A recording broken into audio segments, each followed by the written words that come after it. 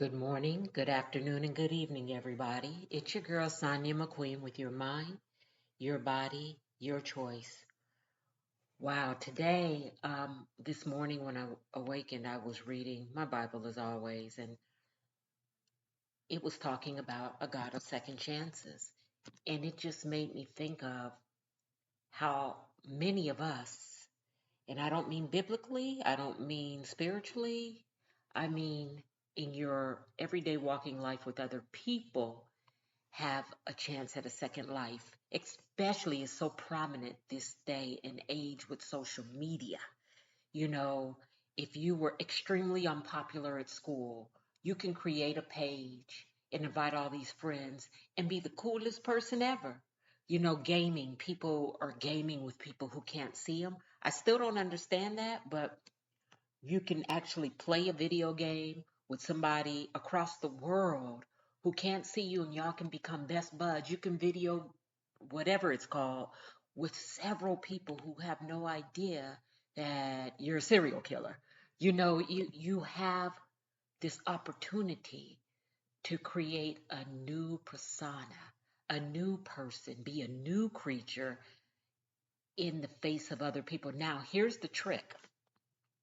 Either A, you're changing to become a better person, and people who already know you just don't trust it. You fooled them before, or they just not giving you an opportunity. Maybe you are genuine and you are trying to change. Maybe you were on drugs and you stopped doing drugs, and it's been 5 6 years.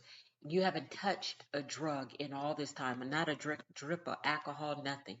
But people still want to remind you of where you used to be. Or they tell other people, oh man, you got to be careful letting her in your house because, she's a drug addict. They just won't let you be this new great person. And this is your second chance to become the type of person people trust. They want to be around. They can leave their wallet or purse around you. They can trust you with their kids or the keys to their home or whatever, but other people are holding you to what you used to be.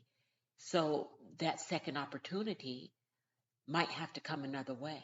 Social media. You open a page, you don't invite any of those people. It's a private page, it's not public.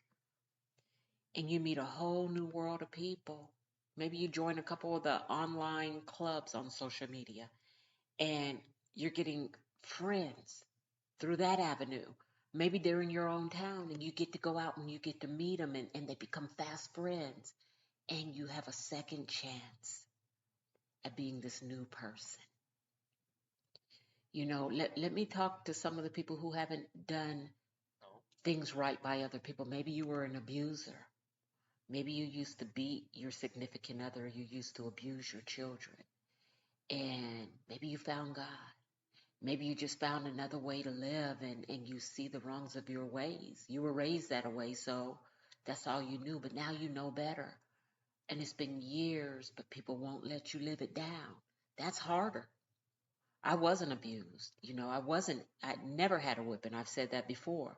Um, I wasn't abused physically. And I can actually say I'm in that boat because I've said it before. My stepmother treated me, think of Cinderella. Take that times five, and that was her treatment towards me. And now as an adult, when I see her, I speak, but I keep it moving. I had to forgive her, but I'll never forget, so I'll never let her in my space. That's different, right? But you want to, and she never apologized. Let me throw that out there. Maybe if she apologized and was genuine and we talked about it, maybe it would be a different situation.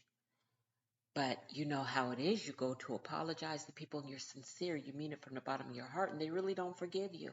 They don't forgive you. And they never let you live it down. And they'll tell other people you get into a new relationship, be careful. So and so beats people. Go look at the police reports. Go do this, go do that. And they systematically, on purpose, ruin relationships for you. And you keep trying to have this second chance, but people are pigeonholing you to what you used to be. You know, You got to maneuver. Maybe you got to sit that person down and from the bottom of your heart apologize. Tell them what you did wrong. Don't tell them what they've done wrong. Tell them what you did wrong.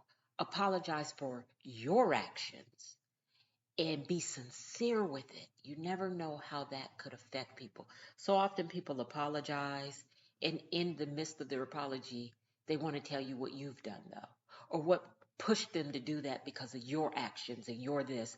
And it becomes not an apology, but an excuse. There's such a big difference.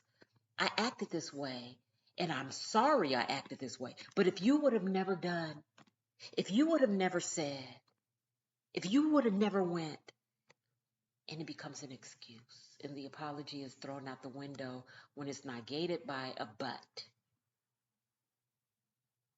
Once you throw that but out there, the apology is gone.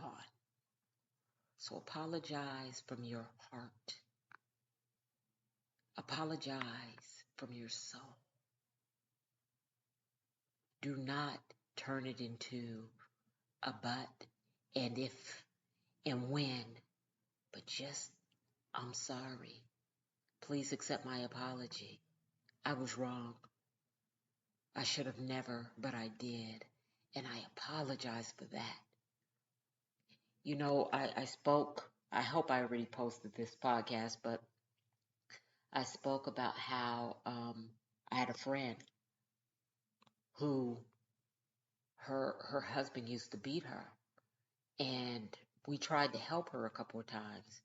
But then we would notice she would do things like throw stuff at him and belittle him and call him every name in the book, which would incite him, and his temper would flare, and he would put his hands on her.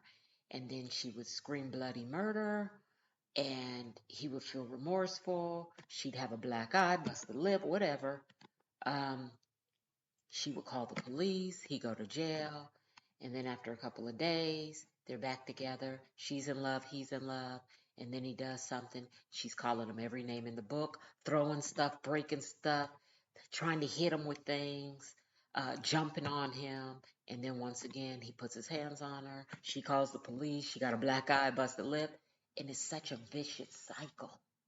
It's a crazy, crazy, insane cycle. But I've heard of that. I've literally had a friend tell me she didn't feel love unless her mate put his hands on her, and then she felt like he loved her. You know how crazy that sounds to me? But I don't know what she's been through in her life. But you know what? With the proper treatment and the proper help from somebody outside of their relationship, they both could have a second chance, either with each other or with somebody else. But being stuck in that vicious cycle is horrific. If you have kids, they see it, and next thing you know, it's a generational curse. If you don't have kids, you could end up in the hospital, in prison doing longer time, or even worse. And y'all know what the even worse is. Take the ability to have a second chance seriously. Don't use those words. I've said this before. Don't use the words, oh, I'll always be like this. I've been like this all my life. I'm always going to be like this. You're speaking that into your life. You're speaking it into existence. It doesn't have to be like that. You are speaking a high rate of negativity into your own life, and you're taking ownership of it like it's something to be proud of, like it's a badge of honor to be mean, to be rude, to be a thief, to be a liar, to do drugs, to be an alcoholic, to beat your mate because you've seen it, to beat your kids.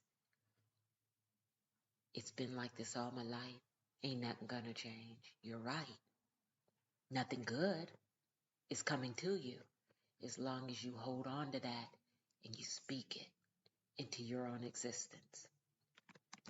You know, I had a second chance and a third chance and a fourth chance, and I took advantage of each and every one of them. God only knows what chance I'm on now, but this chance is a wonderful chance. The words spoken to me move to Florida, or not move to Florida, but move from here. You're going to meet your husband. You're going to walk into your purpose. All true. And I'm living that life now. The words spoken to me by somebody I greatly admire and love. You are unstable. Totally changed the way I was thinking and moving because nobody had ever been honest with me before. Everybody just talked about me behind my back, but nobody had, I don't even want to say the courage because most people in my family are strong. They're strong, but nobody ever said it to my face. Those words, "you are unstable," made me plant my feet on solid ground and say, you know what? I'm finna change that. And I did. And I had another chance. And I have been working my butt off to live this second part of my life in nothing but love and positivity, y'all. Hence the reason for these podcasts, which was part of my healing journey. I don't listen to my podcast. I think I listened to one podcast and I was impressed. I'm not going to lie to y'all. I was impressed. But if I go back and listen to some of the first ones, I bet you I'm screaming out for help and love and encouragement. And don't get me wrong, my husband gives me all that. God knew what he was doing when he gave me this man. And I have friends who breathe life into me in this umpteenth chance. So I give it back now, tenfold. I think of the people around me now, tenfold. I'm a annual giver to St. Jude's, and I run for St. Jude. So, I'm gonna give you guys my hashtag or whatever it is pretty soon. And, I pray that some of y'all, give a donation to St. Jude and find something charitable that you believe in. I love St. Jude because all that money goes to helping those children. All of it. All of it.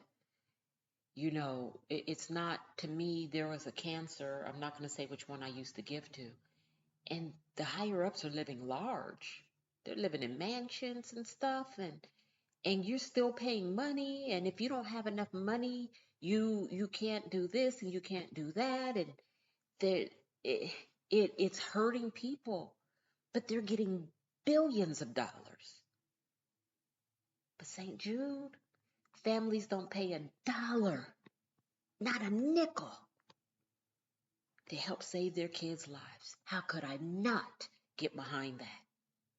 And last year was my first year, and I think I've said this before, I'm just proud. It was my first year. I was the number one, and we're talking teams. People do, they create teams, and everybody on the team, asks for donations. I didn't have a team, it was just me. And for the longest, I was the number one. I got the most donations. But at the very end, two teams came out ahead of me. So I was the third overall with donations, but I was all by myself. It just shows, people genuinely care. And it was just beautiful, but I digress. I got off topic a little bit. No, I didn't, because it's my chance.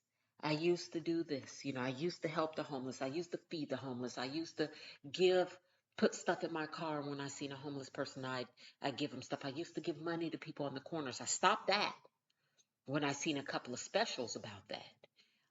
I stopped that, but if somebody is on the corner, if I see them in front of a store and they're begging, "Hey, you hungry? I'll go buy you some food." If they turn that down, you good. You want some water? You want something to drink? They turn that down too. Oh, you're really good. Because that's what my money's supposed to be going towards, right? But if I can't feed you and get you something to drink and put a couple snacks on you, then you don't need my money. But I used to do all those things. Now I am committed to doing something full time in my umpteenth chance. So I said all that to say, you guys, if you're in a rut right now, don't stay stuck there. You have people against you, family, friends, whatever, and they're trying to pigeonhole you and hold you into something you used to do or you did years ago. Release, release.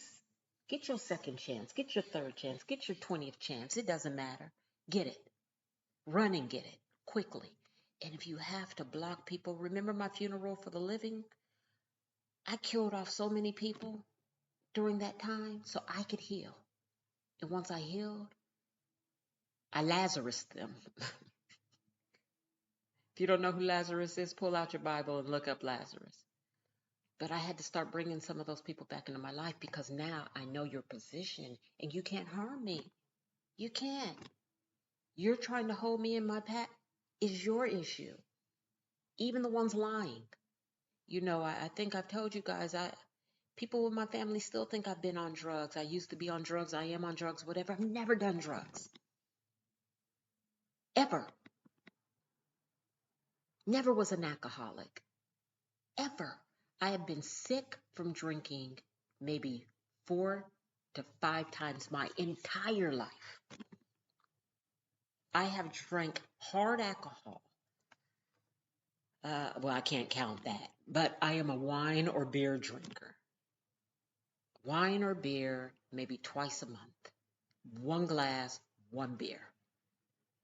I've been a beer drinker since I was 17 when I shouldn't have been drinking. But even then, okay, I drank a 40 ounce. I would get sick and throw up.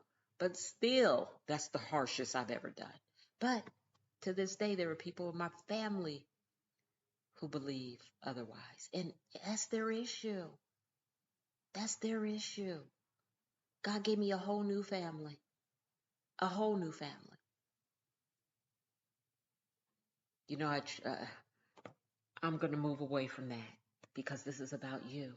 And I really feel like a couple of you need a second beginning. So go ahead, go get it. Don't feel bad about it. Don't feel guilty. Go ahead and have your funeral for the living. If you want to later on, have your Lazarus rising. If you need to get off of social media for a while to do so, do it. Do it. There are people on social media who every day they post 5, 6, 7, 8, 9, 10, 11 posts. From sun up to sundown, they're posting. And I used to think, man, what a miserable life they must be living off of social media. They're trying to show their best life, but they are recording it all. But then today, when I heard my Bible thing, I thought, you know what? This is probably their second chance, third, fourth, fifth chance, or they really are enjoying their life and they want to share it with everybody in the world. You never know. My assumptions are silly. People assuming is crazy about other people's lives. We got to stop doing that as well. Now, sometimes I like to use my imagination. And, if you see a couple or something, I imagine their whole life, what they're going through, whatever. That's just me being a writer. But, go ahead, y'all. Get your seconds, your thirds, your fifths, your 50ths, your hundreds. It don't matter. Go get it and live it to the best of your ability. All right, this is your girl, Sonia McQueen. I'm going to get off of this. You can find me at Sonia M at ledbymotivation.com. That's Sonia with a Y, SONYAM, at ledbymotivation.com. You can also send us an email at ledbymotivation07 at gmail, or you can check us out on the web, ledbymotivation.com, and have a good day on purpose.